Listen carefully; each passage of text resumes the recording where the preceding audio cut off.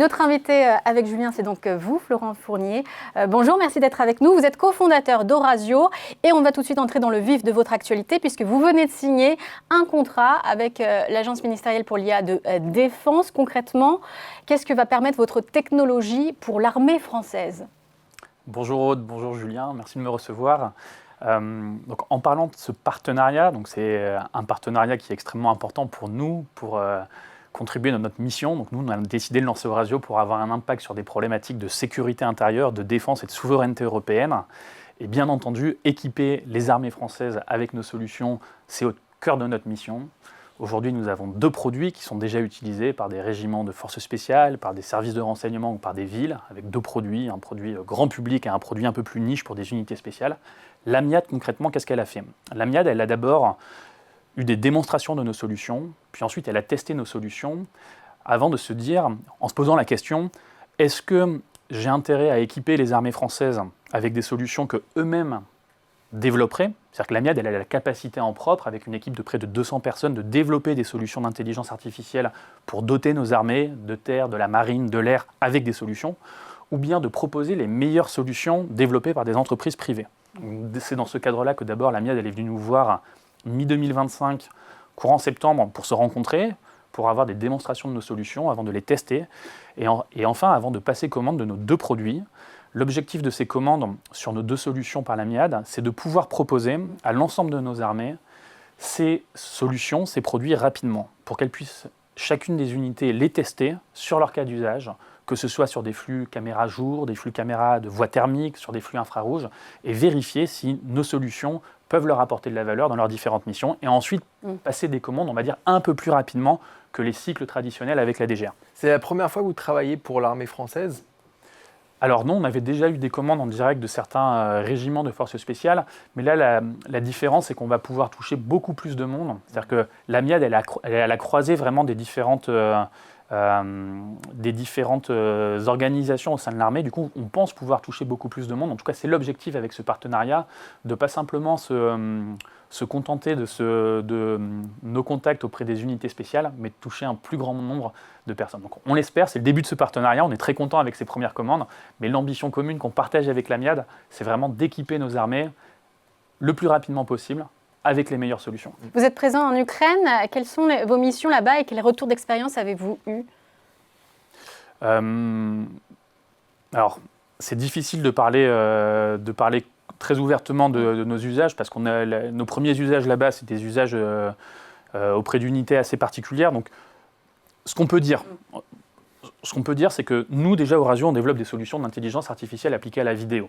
Donc, on a 2 types de produits. Un produit grand public qui vient s'installer sur les caméras d'une ville, qui vient s'installer sur les caméras d'une infrastructure critique et qui peut soit alerter en temps réel sur des événements d'intérêt, soit faire gagner du temps pour des investigations, retrouver le mois passé pour retracer le parcours d'un individu, d'un véhicule. Ça, c'est extrêmement utile. Tout ça grâce à l'IA et donc grâce à la vidéo des caméras, effectivement, vous l'avez dit, des villes, vous permettez donc d'analyser ces images grâce à l'IA et de détecter lorsqu'il y a des problèmes, lorsqu'il y a... Et aujourd'hui, sur tous les terrains militaires, là où il y a des caméras installées, nos solutions, c'est-à-dire d'être capable d'alerter en temps réel sur un événement ou de retracer a posteriori des trajets de véhicules ou retrouver des patterns of life, c'est extrêmement important. Donc, on fera un focus, si vous voulez, sur typiquement ces usages-là à Téhéran qui ont été hyper utiles ces derniers jours par Israël. Détournés par les services secrets. Exactement. Israéliens, Donc, bien sûr. on a ce type de produit qui se connecte à toutes les caméras. Et ensuite, on a un produit très tactique.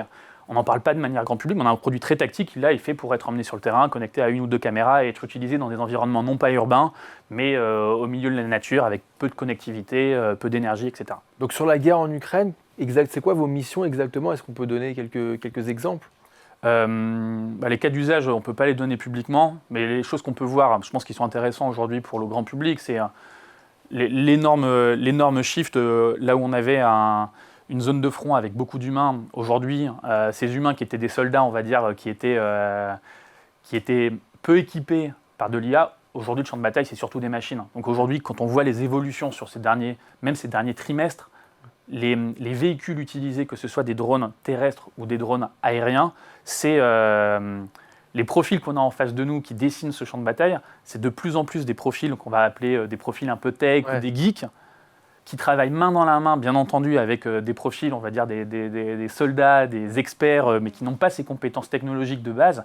Et du coup, c'est un shift énorme. Et du coup, même les militaires qu'on rencontre là-bas, c'est un bouleversement pour eux de voir à quel point la technologie, elle prend une place importante. Et la technologie, là-bas, c'est pas... Pour les brigades qu'on rencontre, c'est pas qui a la meilleure technologie, mais c'est surtout qui en a le plus grand nombre. C'est-à-dire qu'à la fin, c'est une guerre de chaînes de production.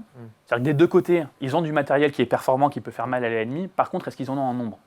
Et est-ce qu'ils ont des réseaux d'acheminement, que ce soit pour des véhicules terrestres ou des véhicules aériens, est-ce qu'ils en ont suffisamment rapidement? Parce que les drones, ils les voient non plus comme des matériels d'observation, ils les voient comme des munitions. Ouais. Et ça, c'est l'énorme changement. C'est-à-dire que on en parle beaucoup, est-ce que ce drone, il a telle capacité technique, etc. En fait, eux, ils les voient comme des munitions. C'est-à-dire une munition, ils s'en foutent un peu s'il y a l'IA embarqué sur le drone. Par contre, ils veulent pouvoir le consommer. C'est-à-dire que s'ils doivent utiliser un drone pour cibler une cible terminale, en fait, ils veulent que l'opérateur puisse faire ça 20 fois dans l'heure sur des cibles différentes. Ça veut dire qu'il faut se former aussi à cette technologie et qu'en fait, c'est un peu dommage de la donner à quelqu'un qui ne va pas forcément savoir s'en servir de manière optimale, en fait. On ne peut pas la mettre entre n'importe quelle main. Alors, en fait, qui est-ce qui va designer ces technologies? Bien entendu, là, ça c'est dans les mains de quelques experts, c'est-à-dire être capable de maîtriser, de concevoir un système. Ça, il n'y en a que quelques-uns, des profils très spécifiques qui peuvent le faire. Par contre, des formations. C'est-à-dire qu'aujourd'hui, piloter un drone ou récupérer des détections de drones, un drone qui vole, voir s'il y a un char qui est caché ici, s'il y a une tranchée, s'il y a je ne sais quoi, ça, n'importe qui, en quelques heures de formation, peut comprendre et utiliser ces systèmes.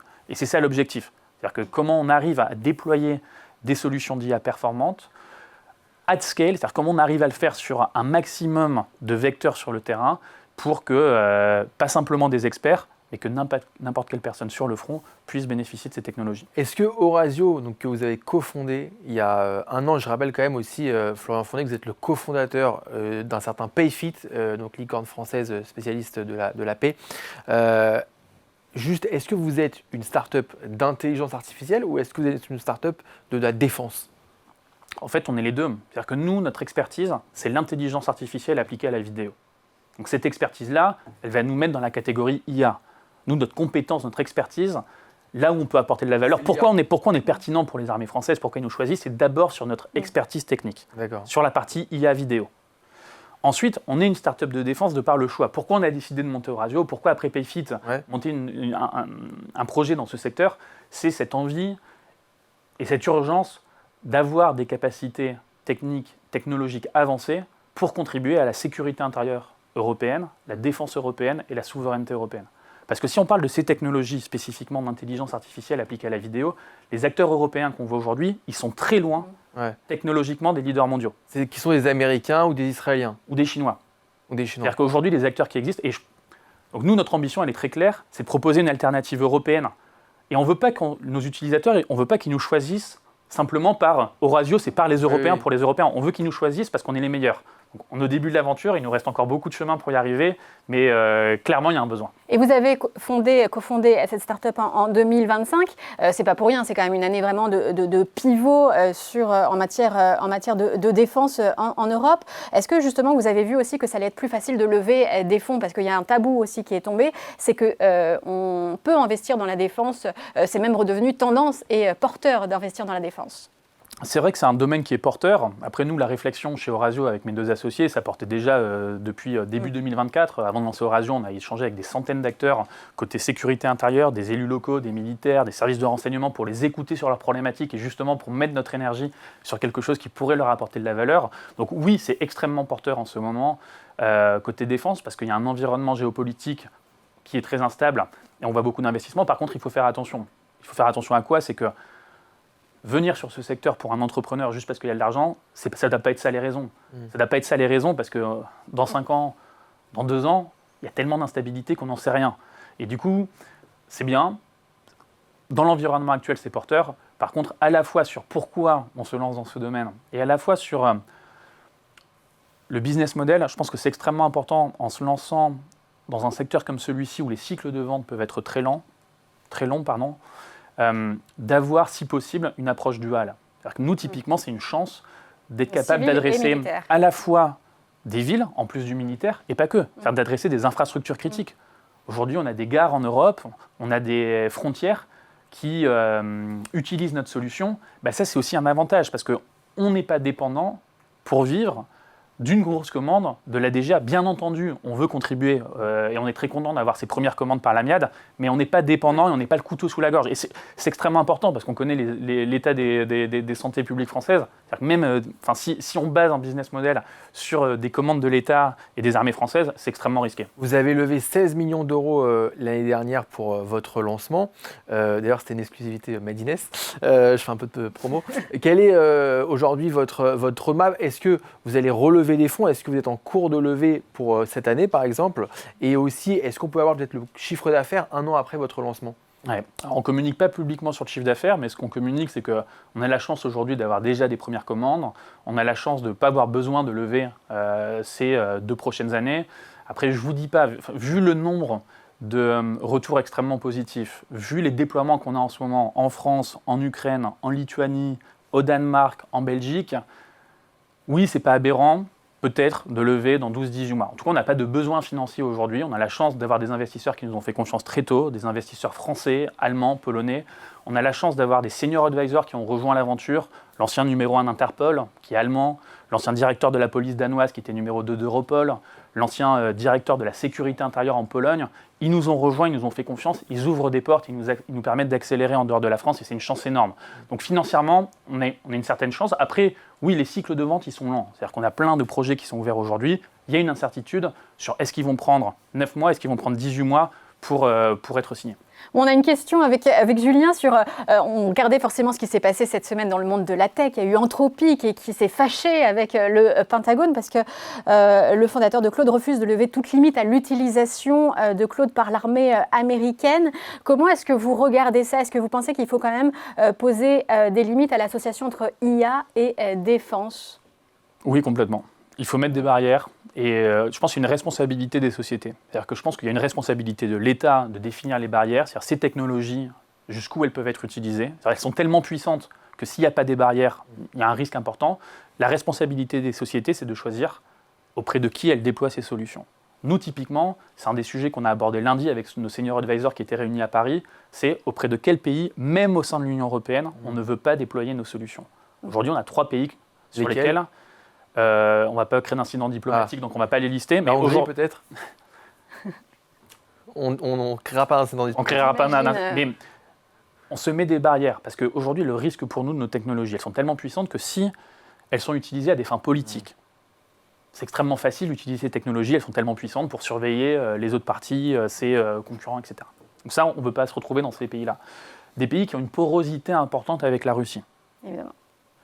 Bah nous, il faut qu'on exclue. Après, il y a la question sur en dehors de l'Union européenne. Bah, L'Ukraine, c'est une évidence, on est déjà présent, ok. Mais en dehors de l'Union européenne, est-ce qu'on va avoir nos technologies déployées auprès de tel ou tel autre pays en dehors de l'Union européenne? Bah, ça, on a mis en place un comité éthique où il y a nos senior advisors pour ne pas se retrouver, même s'il y a des très gros contrats financiers en face, de ne pas se retrouver à vendre nos technologies. Le Moyen-Orient, par ça. exemple, ça pourrait donner quoi? Dans des pays sur lesquels il y aurait un risque que ces technologies soient utilisées à des fins négatives pour la population. Donc en gros, on se met ces barrières-là. Aujourd'hui, au Moyen-Orient, je pense, vu l'incertitude... C'est difficile parce qu'ils sont à la fois développés économiquement, mais aussi parfois aussi un peu autoritaires. Ah, mais alors, point de vue très, très simple dessus, ces 3 prochaines années, la priorité d'Eurasio, c'est de faire une solution par les Européens, pour les Européens. Maintenant, si on se place sur un horizon 5-10 ans, qu'est-ce qui est le mieux pour l'Europe? Est-ce que c'est d'avoir que des solutions par les Européens, pour les Européens, ou c'est mieux d'avoir des solutions par les Européens, et pas simplement pour les Européens, mais enfin, je veux dire, à la fin, la balance économique européenne, il faut être capable d'exporter à l'étranger. Vu la criticité de nos sujets, on reste ces 3 prochaines années très clairement sur une solution par les Européens, pour les Européens. Mais vous n'excluez donc pas d'aller un jour peut-être au Moyen-Orient? Sur le très long terme, on peut envisager, c'est-à-dire que si on échangera bien entendu avec nos utilisateurs et on aura des échanges, que ce soit avec les armées françaises ou services de renseignement, pour voir si collectivement on se dit que oui, on est prêt à mettre ces technologies qui sont hyper puissantes dans les mains de tel ou tel autre pays parce qu'on considérera que politiquement, c'est des partenaires et qu'il n'y a pas un risque négatif pour la population. Aujourd'hui, c'est exclu, c'est pas une prio. On a vu que là, sur cette guerre en Iran, les renseignements américains se sont servis des caméras de surveillance pour traquer quelque part les mouvements du guide suprême et de ses troupes. Est-ce que, un peu dans le prolongement de la question d'Aude, quel regard vous portez sur les risques que ça peut avoir, et ça peut se retourner aussi contre nous, contre notre territoire? Ouais. Si on prend du recul, je pense on préférerait tous avoir une société, par exemple, sans caméra. C'est-à-dire, si on était capable d'assurer un certain niveau de sécurité intérieure dans les villes sans avoir des caméras, par rapport au respect de la vie privée, on préférerait tous ne pas avoir des caméras. Est-ce qu'on est capable aujourd'hui d'assurer un niveau de sécurité intérieure sans caméra? Non. Maintenant, la question, c'est est-ce qu'on est capable d'assurer un niveau de sécurité intérieure sans IA appliquée à la vidéo? Ça, si on parle à tous les experts sur le terrain, ils nous disent oui, si on recrute 2 fois plus d'effectifs. Est-ce qu'on a les moyens de recruter 2 fois plus d'effectifs? Non, on n'a pas les moyens. Du coup, peu importe nos opinions personnelles sur la protection de la vie privée, il va falloir se doter de ces technologies pour garantir un niveau de sécurité intérieure. Donc maintenant, la question, c'est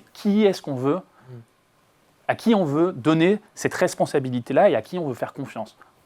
On veut un acteur européen, on verra si c'est Eurazeo ou un autre, peu importe, je pense qu'il faut que ce soit un acteur européen. Quand on voit ce qu'ont fait Israël pendant des mois à se connecter au réseau de la ville de Téhéran, c'est-à-dire ils se connectent au réseau, il y a tous les flux vidéo qui passent par ce réseau, ils exportent certains des flux vidéo, ils les font remonter sur des serveurs qui seront exploités côté Israël. Ça leur permet quoi? Ça leur permet de définir, notamment grâce à l'IA, des trajets, des récurrences. C'est-à-dire que pour aller de tel endroit à tel endroit, ils utilisent toujours ce trajet. Les véhicules utilisés pour la garde rapprochée du guide suprême, c'est ces véhicules-là. Que les rotations entre les gardes du corps, elles se font à tel horaire. Donc ils ont réussi à définir comme ça les habitudes, les process, et du coup derrière, monter une opération à partir de ces informations, parce que les informations vidéo de la voie publique, comme des infrastructures critiques, il y a énormément d'informations dedans. C'est pour ça que c'est aussi sensible pour l'Europe. Il faut les protéger quand même au maximum, notamment en France et en Europe, parce qu'on ne sait jamais, peut-être qu'un jour la Russie ou un autre pays en dehors de l'Europe pourrait exactement procéder de la même manière. Complètement. Mais heureusement, il y a différents niveaux de protection. Il y a de la protection cyber, il y a aussi le type de déploiement. Aujourd'hui, tous les interlocuteurs qu'on voit côté ville, côté infrastructure critique, côté services de renseignement, ils ont un réseau local, c'est un déploiement on-premise. C'est-à-dire que nous, on vient de déployer notre solution, non pas sur le cloud. C'est hyper facile de déployer nos modèles sur le cloud et de dire branchez vos caméras, etc. Non, on vient se déployer on-premise, c'est-à-dire physiquement, on vient chez le client, ça reste sur son réseau, connecté sur son réseau. Ça ne veut pas dire qu'il n'y a pas de vulnérabilité, mais ça veut dire qu'on est plus en maîtrise par rapport au risque de se retrouver à avoir l'ensemble de ces flux partagés et exploités par des personnes qu'on ne voudrait pas. Merci beaucoup à Florian Fournier. On va continuer de suivre Eurazeo dans les années à venir aussi parce que les développements géopolitiques nous amènent à nous intéresser à ces choses militaires. Merci à vous. Merci Aude, merci Julien. Merci.